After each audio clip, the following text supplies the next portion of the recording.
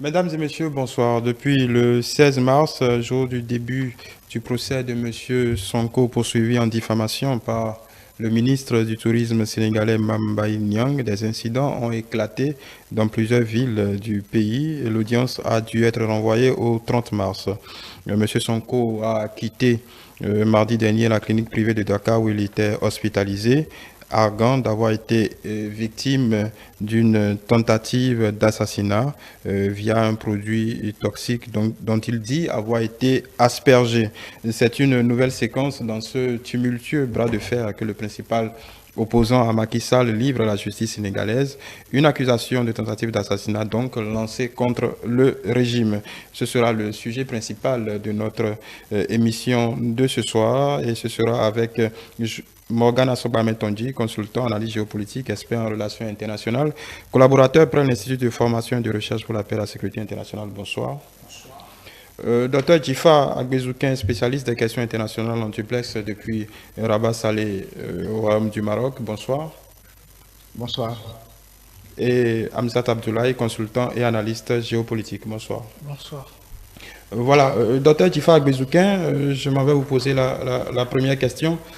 Comment vous appréciez cette dernière séquence entre cet affrontement, on va dire, on peut le dire ainsi, entre Ousmane Sonko, principal opposant au président Macky Sall, en tout cas, cette dernière sortie qui a entraîné beaucoup de tumultes, un mort et beaucoup d'événements au Sénégal. Comment vous percevez cette dernière séquence? Alors, les événements qui se déroulent au Sénégal sont, en ce qui me concerne, un peu tristes pour, en tout cas, la démocratie africaine, on va dire, et sénégalaise en particulier, parce que moi, je crois fermement, en fait, au fait que si on veut asseoir un pays développé, on va dire, la justice a son rôle à jouer. Donc aujourd'hui, il est difficile de savoir si la question ou le procès de Ousmane Sonko est réellement un procès juridique ou un procès politique. C'est difficile de faire la part des choses aujourd'hui, que ce soit de la part des autorités sénégalaises ou même de la part du concerné, M. Sonko. C'est difficile de savoir où est-ce qu'on se situe exactement, parce que quand on vous dit, voilà, la personne va être escortée vers le tribunal. Bon, je ne sais pas quels sont les procès dans le pays, mais à quel moment le concerné doit être escorté par la police et qu'on lui impose un itinéraire. Et il n'a pas le droit de choisir par quel chemin il veut se rendre pour aller au tribunal. Donc, peut-être, sans vouloir vous arrêter, peut-être parce qu'il y a eu des précédents. Peut-être qu'il y a eu des précédents. Je n'en ai pas connaissance, mais après... Il y a le procès pour viol, il y a toutes ces grandes manifestations qui drainent beaucoup de monde, qui créent des heures. Donc, il y a quand même un contexte. Ce n'est pas la première fois que autour de Ousmane Sonko qu'il y a beaucoup de grabuge. Est-ce qu'on est en train de faire un procès? Est-ce que la justice sénégalaise, elle est libre dans ce qu'elle est en train de faire? Ou est-ce qu'elle est instrumentalisée? C'est là, en fait, c'est cette réflexion que je souhaiterais en tout cas soulever, parce qu'aujourd'hui, on ne sait pas du tout si c'est un procès juste et équitable qui va se dérouler ou si c'est un procès politique où on connaît déjà l'issue, et le but étant d'éliminer un adversaire politique. Vous voyez un peu ce que je veux dire? Donc, après, chacun doit jouer son rôle. Maintenant, je pense que ce que fait Ousmane Sonko aussi, en soulevant la population derrière lui, je ne pense pas que ça joue réellement en sa faveur, parce que tout ce qu'il va montrer, c'est un troubleur d'ordre public. Parce qu'encore une fois, moi je tiens réellement à la force de l'État, et quand vous avez celui qui respecte l'État doit pouvoir faire le distinguo entre une affaire privée qui le concerne et une affaire d'État. Vous voyez? Donc quand on draine la population derrière soi, alors qu'on est poursuivi pour une infraction, ce n'est pas sain. Ce n'est pas sain du tout, parce que c'est une façon de manipuler la population. Et pour moi, la population ne doit pas être menée dans ce genre de conflit juridique. De bataille. Voilà. Oui. Morgane Assobametonji. on a l'impression, parce que c'est un cas vu et revu ailleurs, même si c'est assez tendu au Sénégal depuis des années déjà, le docteur Djifak Bessouké vient de poser en réalité la question de fond. Est-ce que dès qu'une instruction touche un opposant, ça devient forcément un procès politique, ça devient un opposant traité à tort? Qu'est-ce que vous pensez de ce contexte sénégalais? Ce serait totalement inapproprié, scientifiquement parlant, de ma part, de m'inscrire dans une dynamique contraire à l'analyse de base que mon confrère vient de faire. Pourquoi? Parce que nous sommes là, ici, dans un système qui est réputé pour être démocratique. Et lorsqu'on parle de système démocratique, les caractéristiques sont censées être les institutions fortes et la stricte séparation des pouvoirs. Et ici, nous assistons à quelque chose qui est le propre des démocraties uniquement lorsque le système ou le tissu social semble être menacé à un point où le soi-disant peuple, je le dis pourquoi, parce que c'est bel et bien une notion à prendre avec des pincettes, puisqu'il ne s'agit pas de l'unanimité de ceux qui vivent sur le territoire, mais un groupe de personnes qui s'organisent dans la défense ou la poursuite d'intérêts assez spécifiques. Ici, nous sommes dans un cas où le peuple est en train de se soulever parce qu'il y a un individu, pas comme les autres apparemment, qui est un opposant et qui semble être le seul candidat de taille qui pourrait se tenir devant un candidat de l'opposition pour les prochaines élections présidentielles. Un candidat de la mouvance pour les prochaines élections présidentielles. Et donc ici, la question qu'on peut se poser, est-ce que l'enjeu est de taille suffisamment pour susciter l'intervention du peuple pour réguler ce que le peuple semble considérer comme n'étant pas approprié pour son développement? Et si on se pose cette question, on a envie de dire non dans un premier temps, parce qu'on dira simplement qu'il s'agit d'une question individuelle qui est liée à la personne de M. Sonko. Mais dans un deuxième temps, lorsqu'on essaye d'analyser avec un recul, on se rend compte que ici, ce qui se joue, c'est plus ou moins le caractère inclusif des prochaines élections. Si d'aventure, on arrive à une situation juridique qui venait, qu'elle soit fondée ou pas, elle peut être fondée, qu'elle soit fondée ou pas, et que cette situation juridique venait à ne pas permettre à M. Sonko d'être éligible en tant que candidat pour les élections présidentielles, à quoi va-t-on assister? Et bel et bien, la réponse est simple. Que ce soit fondé ou pas, les Sénégalais semblent vouloir que Sonko soit candidat aux élections présidentielles qui viendront et sont prêts à tout pour que ce candidat reste. Et c'est là la question qui est... Les Sénégalais ou des Sénégalais? Oui, on dira les Sénégalais. Pourquoi? Parce qu'on reste toujours dans cette logique du peuple. On ne dit pas l'ensemble des Sénégalais, mais ce sont quand même des Sénégalais. Amzat Abdoulaye? Alors, on dit souvent qu'en démocratie, l'État a le monopole de la violence.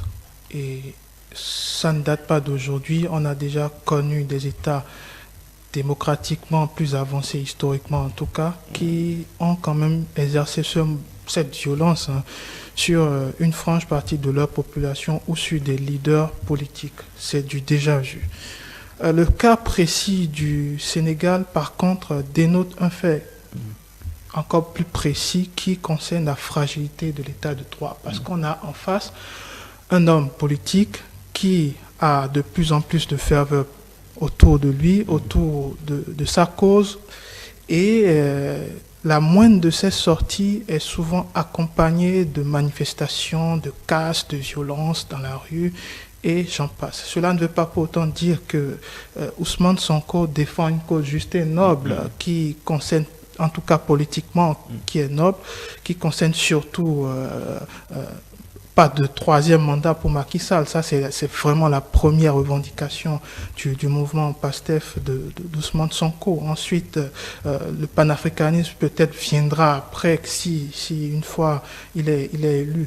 On n'en est pas encore là. Mais le cas Sonko divise profondément le Sénégal et ça fragilise, comme je le disais tantôt, l'état de droit au Sénégal.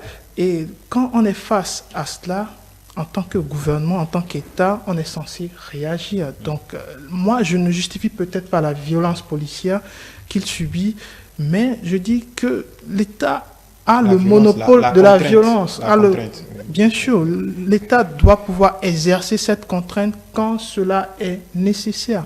Alors, on parle aussi d'une affaire à la justice, mais en l'occurrence, aujourd'hui, la justice est peut-être instrumentalisée, ce qui est le cas dans toutes les grandes démocraties. C'est des choses qui arrivent. Oui, non. Mais l'instrumentalisation, je pense qu'il faudrait mettre un bémol. Est-ce que c'est le cas dans toutes les grandes démocraties? Allons-y. Bon. Bon, je ne fais peut-être pas une affirmation définitive, mais la justice, en tout cas, est très proche du pouvoir, des pouvoirs. Même aux États-Unis, c'est le cas. Vous avez une Cour suprême, par exemple, qui est colorée. Bon, ça, c'est une exception. La Cour suprême, depuis son essence même, c'est qu'elle est partisane. Ce qui est certain, c'est que la justice est instrumentalisée par l'État, par le pouvoir. On parle de séparation de pouvoir. Évidemment, je vous remercie d'avoir avancé la question sur la table, mais la séparation des pouvoirs ou du pouvoir, c'est une utopie en démocratie. Les grands philosophes l'ont développé, Hobbes, Kant et j'en passe. C'est une utopie. On veut y arriver sans pouvoir véritablement y arriver. Voilà. Ça, c'est une chose. Mais pour finir sur la question d'Ousmane Sonko, je pense que l'appareil judiciaire doit pouvoir être entièrement libre de pouvoir faire son boulot. Les juges d'instruction doivent pouvoir faire leur boulot sans qu'il y ait forcément le nuage politique qui doit à chaque fois être au-dessus de leur tête. Et je pense que quand vous êtes mis en cause dans une affaire judiciaire, vous devrez surtout prendre vos responsabilités. Et je pense que c'est ce que Ousmane Sonko doit plus faire que de chercher à instrumentaliser la population à chaque fois, même si je dis, sa cause, elle peut être entendue sous d'autres sphères. Docteur Djifak Bezouken, je le rappelais tout à l'heure, il y a une autre affaire pendante. M. Sonko est mis en cause dans une autre affaire de viol présumé. Et d'ailleurs, son arrestation, je me rappelle, avait les manifestations afférentes à sa convocation, avait fait au moins une douzaine de morts. Donc, comment cette histoire peut se terminer? Parce qu'il y a deux affaires qui sont pendantes. Évidemment, la question, c'est est-ce qu'une éventuelle condamnation au bout de ces deux affaires pourrait entraîner un cas d'inéligibilité de celui qu'on va dire le principal challenger de l'opposition? Alors, Ousmane Sonko semble être sous la menace de deux actions judiciaires. Moi, je me dis ceci. Quand vous êtes un homme politique, vous devez savoir où vous mettez les pieds et qu'est-ce que vous faites. Quand vous aspirez à accéder un jour au pouvoir, toute votre vie doit être contrôlée. Le moindre geste que vous faites doit être contrôlé. Tout ce que vous dites doit être contrôlé. Pour la question du viol, je ne suis pas dans le secret des dieux, je ne sais pas du tout l'instruction du dossier, comment ça se passe et tout. Je ne sais pas quelles sont les preuves qui sont retenues contre. Il y a des choses qui ont conduit à cette conclusion-là. Donc, on va laisser la justice faire le travail. Pour la question et la plainte qui a été portée contre lui par le ministre de la Culture, je crois. Oui. Et qui fait l'objet de ce nouveau procès, c'est pareil. Quand vous voulez faire des déclarations, pour moi, un homme politique doit éviter les déclarations incendiaires. Il ne faut pas juste faire des déclarations juste pour pouvoir haranguer les foules. Parce que malheureusement, c'est ce que font la plupart des opposants chez nous en Afrique. On dit juste des choses que les gens veulent entendre. Oui. Et puis voilà. En l'occurrence, M. Sonko avait accusé le ministre Niang d'avoir été épinglé par un rapport d'une institution de contrôle pour sa gestion d'un fonds pour l'emploi des jeunes dans l'agriculture. Donc une accusation de détournement en quelque sorte. Le rapport en question n'existe pas. Le rapport n'existe pas. Voilà, le rapport n'existe pas. Donc comment un homme politique qui aspire un jour à diriger le pays peut faire des déclarations de cette façon, sans preuve, contre quelqu'un qui représente quand même l'autorité publique? Parce qu'encore une fois, moi je dis ceci. Peu importe les divergences que nous pouvions avoir avec quelqu'un qui est au pouvoir, il faut respecter son statut d'homme politique parce que c'est eux qui représentent l'État. Vous voyez, donc toute déclaration qui doit être faite à leur égard, M. Sonko, je suis sûr qu'il y a d'autres moyens. S'il avait des soupçons sur un quelconque détournement de fonds, il y a certainement des moyens plus légaux de le faire savoir à la justice et faire confiance à la justice sénégalaise en soumettant les preuves qu'il a à sa disposition pour que la justice fasse son travail. Au lieu que de faire une déclaration incendiaire qui, le but, on le sait tous, c'est de salir le nom d'une personne. Vous voyez, ça, c'est encore une fois, pour moi, en politique, il y a des règles qu'on doit respecter. Respecter l'autre avant tout. L'adversaire. Et en politique, on est des adversaires, pas des ennemis.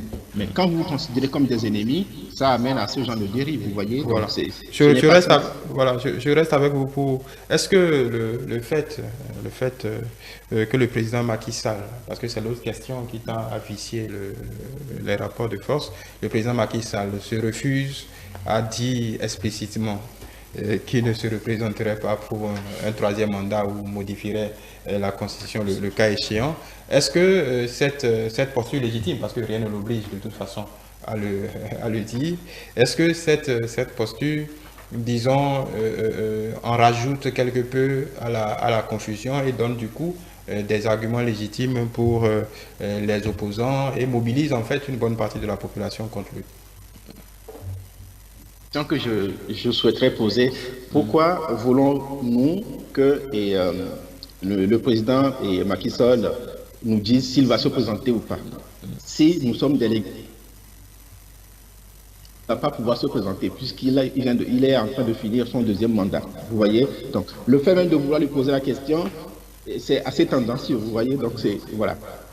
Cette question ne mérite pas d'être posée. Si on veut rester légaliste, on sait qu'il est dans son deuxième mandat et qu'à la fin de ce mandat, il doit partir et laisser la place à quelqu'un d'autre. À travers des élections, ça peut être quelqu'un de la mouvance actuelle qui va gagner ou l'opposition qui va gagner. Donc, quand on commence déjà par poser la question, est-ce que tu vas partir ou pas, c'est assez tendancieux. Donc ça donne, même si la personne n'avait pas des idées avant, ça peut lui donner des idées. D'accord. Voilà. Hamzat Abdoulaye, oui. Voilà, c'est vrai que jusque-là, le concerné a dit qu'au moment venu, il va faire sa déclaration et s'il se présentera ou pas. Encore une fois, où est-ce que nous sommes en train d'aller? D'accord. Voilà. C'est du déjà vu en Afrique de l'Ouest. Vous voyez, le cas ivoirien, c'est très récent, c'est dans les mémoires. Donc si on va encore vivre le même cas au Sénégal, c'est très triste. Et j'espère quand même que voilà, la raison va prendre le dessus pour qu'on n'en arrive pas là.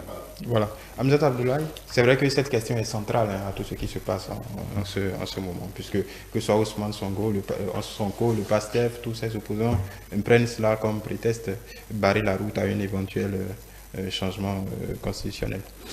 Oui, parce que cette question est devenue tellement centrale dans les démocraties en Afrique subsaharienne que ça occupe tout l'espace et tout l'échiquier oui, mais le Sénégal a une autre médiatique. Bon, même s'il y a eu le précédent Abdoulaye Wade. En termes de modèle, oui, le Sénégal, historiquement, représente tout de même un modèle démocratique qui réussit mieux que les autres États en Afrique subsaharienne. Mais pour revenir au cas du président Macky Sall, je pense qu'il joue sur le temps, il joue sur aussi la patience de son peuple, et ça, c'est pas du tout à son avantage. La question du troisième mandat ne devrait plus être une question qui doit être débattue à chaque fin de deuxième mandat des présidents. Ce n'est simplement pas possible, parce qu'on se rend compte qu'en réalité, quand la fin du veut ouvrir la porte à un possible troisième mandat, à une possible révision de la Constitution, ce qui me semble tout de même contraire aux engagements pris au début de Macky Sall, parce que Macky Sall était quand même censé être l'alternative, l'alternance politique au Sénégal, et 2 mandats après, on se rend compte qu'en réalité, il est tombé sur ses propres pattes, et ça, c'est dramatique. Il n'a encore rien fait. C'est justement ne rien dire qui alimente toutes les polémiques. Vous savez, en politique, il faut être clair. La notion de la clarté est très importante en politique. Si vous n'êtes pas clair par rapport à votre ligne directrice, par rapport à votre programme politique, vous ouvrez en fait la boîte de Pandore qui laisse libre cours à toutes les entrées. Et ça, c'est pas possible. Et j'allais revenir en réalité sur ce qu'a dit le docteur Agbezouquin. En réalité, l'État, ce n'est pas le politique. L'État, c'est le social, donc le peuple, la population. Pourquoi on dit très souvent que la démocratie, c'est pour le peuple, pas le peuple? Oui. Parce que justement, l'objet premier de la démocratie, l'objet premier de l'État, c'est le peuple.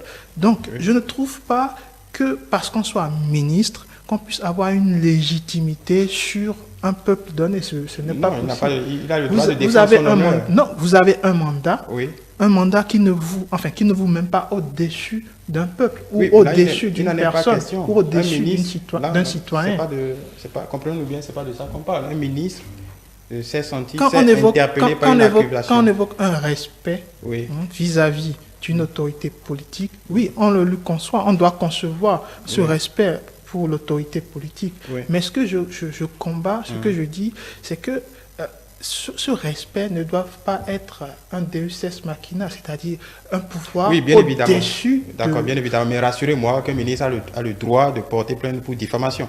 Un ministre a plus de devoirs que de droits. Non. Et en l'occurrence, aujourd'hui au Sénégal... On le sait. Est-ce que le ministre Niang a le droit de porter plainte pour diffamation? Le ministre a plus de devoirs que de droits. Et je m'en arrête là. Allez-y. Alors, je veux bien dire que mon confrère oublie que le ministre, en ce moment dont il parle, représente le chef de l'État qui est un élu du peuple, pour ne pas dire le premier élu du peuple. Et qui s'attaque au ministre, techniquement s'attaque au chef de l'État. Et le ministre a aussi des droits comme des devoirs. Mais vous avez le droit de dire ce que vous dites, qui est assez compréhensible. Pour en revenir à la question, il faut dire que nous sommes ici en train d'observer d'une façon ou d'une autre la splendeur de la démocratie. Et je pense que dire qu'on se taise ou qu'on se prononce sur un potentiel troisième mandat serait la source de l'instabilité probable politique qui puisse exister, je pense que c'est faux. Le débat est ailleurs. Et quand vous prenez même la question des troisième mandats, est-ce que ces questions sont antidémocratiques? Non. Les constitutions permettent à ces acteurs d'ouvrir le débat sur la révision de la Constitution.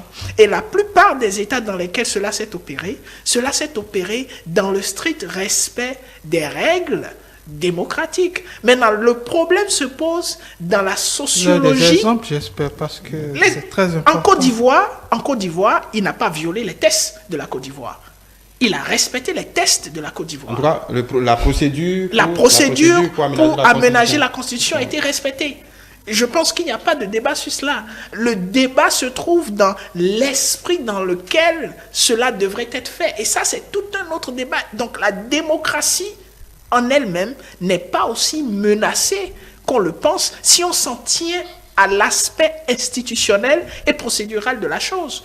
Tous les États où cela semble s'être passé, c'est produit dans un cadre donné. Maintenant, le problème, c'est la capacité des acteurs politiques à s'impliquer et à faire le jeu politique de façon impressionnante.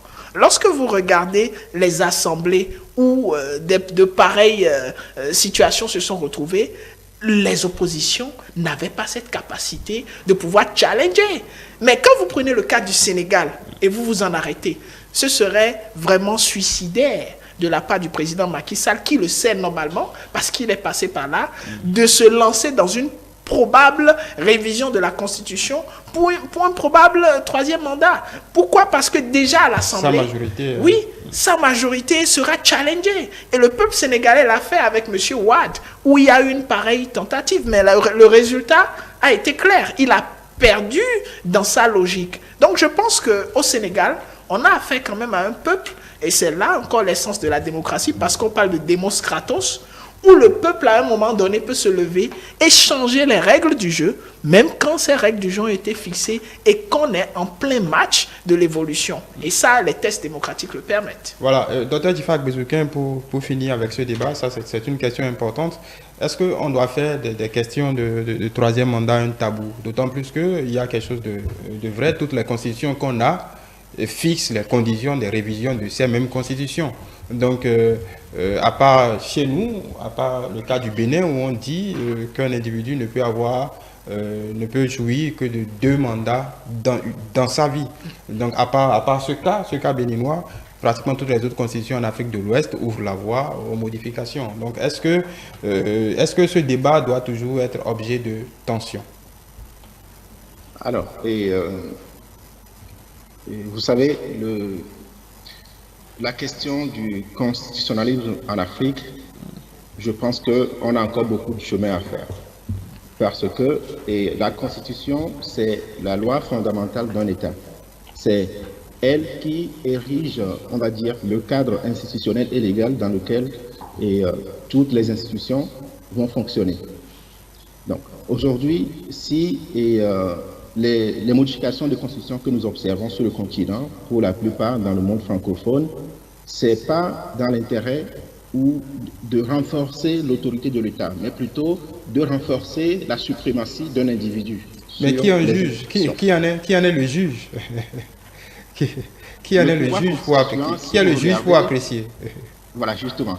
Le pouvoir constituant, en droit constitutionnel, il y a ce qu'on appelle le pouvoir constituant. Le pouvoir constituant, c'est l'organe qui peut décider d'une révision de constitution ou de l'adoption d'une nouvelle constitution.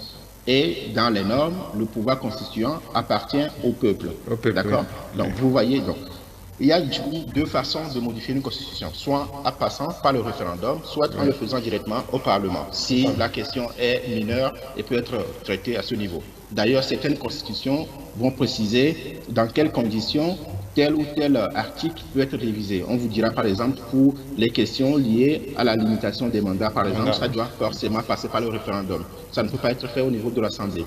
Donc, certaines constitutions le précisent, d'autres non. Mais le fait est que si on modifie une constitution, est-ce que ça veut dire l'idée qui prévaut actuellement en Afrique de l'Ouest, c'est que voilà, une fois qu'on modifie la constitution, les compteurs sont remis à zéro. Ça, c'est une interprétation, je ne sais pas d'où ça sort, mais c'est une invention purement ouest-africaine. Parce qu'on ne va pas se dire, on modifie une constitution et on remet les compteurs à zéro. La constitution existe, on l'a modifiée. Il y a toujours ce qu'on appelle la continuité de l'action de l'État. On n'est pas en train de changer de structure de l'État. On a juste modifié pour s'adapter peut-être à une réalité, mais ce n'est pas pour autant que les compteurs vont être mis à zéro. Quand on vous dit nul ne peut faire 2 mandats successifs, le nul en question s'adresse à qui? À celui qui détient le pouvoir comme président. Oui. Donc, c'est un article qui identifie clairement une personne, vous voyez? Donc, cette personne, on vous dit nul ne peut faire 2 mandats successifs. Peu importe qu'on apporte une modification à la Constitution sur un aspect ou un autre, ça ne veut pas dire qu'on va remettre le compteur à zéro et dire le nul en question n'est plus celui qui était actuellement au pouvoir. Mais non, c'est d'une pure invention, je ne sais pas d'où ça sort, mais malheureusement, il y a des juristes qui cautionnent cela et c'est bien dommage parce qu'à aucun moment, on change une Constitution. On va dire que les compteurs sont mis à zéro. On parle d'une personne spécifique. Président de la République du Bénin aujourd'hui, on ne va pas parler de vous, M. Xavier. On parlera de M. Talon. Exactement. Quand l'article dit nul ne peut faire 2 mandats, ce n'est pas à vous qu'on s'adresse, mais on s'adresse à M. Talon qui est au pouvoir actuellement. Donc, si un jour vous modifiez une partie de la Constitution, ça voudrait dire que M. Talon, ce qu'il a fait pendant son premier mandat va être oublié. Donc, ça ne peut pas être oublié. Ça va être comptabilisé, puisque M. Talon reste M. Talon, peu importe si la Constitution a été modifiée ou pas. Donc, vous voyez un peu. Voilà, donc c'est cette dérive-là du constitutionnalisme en Afrique de l'Ouest qui pose problème aujourd'hui. Donc chacun doit essayer juste de modifier quelque chose pour dire non, on va remettre le compteur à zéro. Donc c'est d'une telle perdition, je ne comprends pas d'où ça sort, mais à un moment donné, je pense que les constitutionnalistes africains, d'une manière générale, doivent prendre le relais et faire quelque chose. Parce que ça ne peut plus continuer de cette façon-là. C'est aberrant et c'est triste. Voilà, on va rester sur on va finir sur cette thématique-là. Hamzat Abdoulaye, comment vous voyez la suite des événements là? On se lance dans une longue et éreintante bataille. Ousmane Sonko vient de s'adjoindre les services comme beaucoup d'autres politiques africains dans cette situation-là, de quelques ténors du barreau français. C'est quelque chose qu'on a déjà vu ailleurs. Comment vous voyez la suite de ces événements? Alors, c'est un bras de fer qui est amorcé déjà depuis plusieurs mois et la fin me semble encore plus complexe que ce qui se passe actuellement. Mais j'ose croire de toute façon que le président Macky Sall va prendre sa responsabilité en tant que président de la République, sa responsabilité en tant que premier garant de l'ordre constitutionnel du Sénégal, pour que la question du 3e mandat ne soit ou ne devienne plus un virus politique qui s'incruste dans le social sénégalais au point de déstabiliser l'état de droit. Je pense que le cauchemar de tout chef d'État, le cauchemar de toute démocratie, c'est de voir l'état de droit être déstabilisé. Parce que quand ça arrive, on ne sait pas quand est-ce qu'on en ressort. Voilà. Oui, je pense que la situation au Sénégal aujourd'hui remet sur le tapis les débats sur la question de la stricte séparation des pouvoirs et de la capacité du peuple à accompagner cela. Parce qu'on se retrouve dans un cas où le peuple est en train de faire un choix entre l'aspect juridique que tout le monde devrait encourager et l'aspect politique qui a aussi son envergure. Donc il faudra à un moment donné qu'on trace les limites. Quand est-ce que le peuple devrait faire obstruction? On pourrait parler d'obstruction ici, à une procédure qui est en cours. C'est un problème majeur. Et cette question aussi relance le débat sur le mandat en Afrique de l'Ouest. Parce que si l'idée d'un troisième mandat revient à chaque fois sur le tapis qu'il y a une élection qui se pointe, cela signifie que peut-être les mandats ne sont pas suffisants. Est-ce qu'il ne faudrait pas en parler? Ou peut-être que cette question de limite de mandat a atteint ses limites et qu'il faille revoir le système. Et donc il y a un gros débat et que les acteurs politiques devraient avoir le courage d'aborder. Je pense que pour finir sur le temps du mandat, ça ne réglera aucun problème. Parce qu'avec Mitterrand, on était passé de 7 à 5 ans sous Chirac. On fera le débat. Aux États-Unis, c'est 4 ans. Avec le Sénégal aussi, on avait commencé par un mandat de 7 ans sous Diouf et on est venu à 5 ans. Donc ça veut dire que ce n'est pas parce qu'on donne plus de temps au président qui va faire plus d'effet sur le terrain. Voilà. Docteur Djifa Agbezouken, vous avez le dernier mot. Est-ce que, comme Morgane Assoba semble le penser, qu'il faille revenir sur ce tabou ou bien des tabous, je ne sais pas comment on le dit, détaboutiser cette question du mandat, que ça ne soit pas qu'on sorte un peu de ce fétichisme des mandats? En tant que juriste, moi je crois effectivement aussi qu'il faut que les juristes, surtout les constitutionnalistes, revoient cette question. Parce que si la question revient tout le temps sur le tapis, c'est qu'il y a un réel problème et il faut y trouver une solution.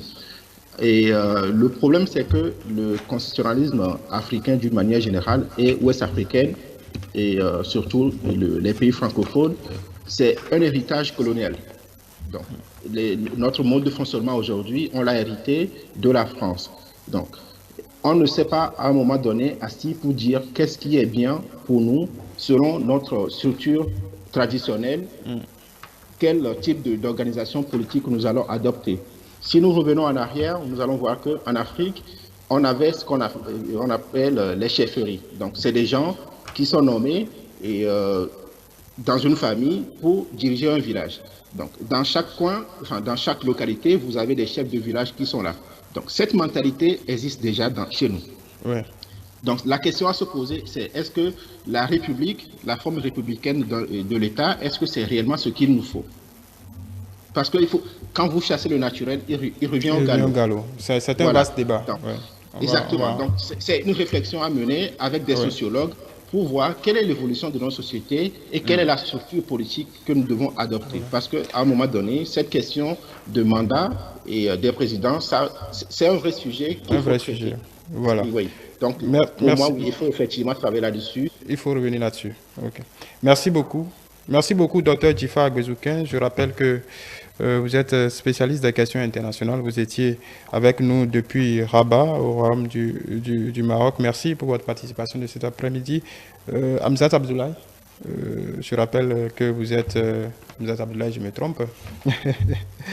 Hamzat Abdoulaye, consultant analyste géopolitique, ça arrive.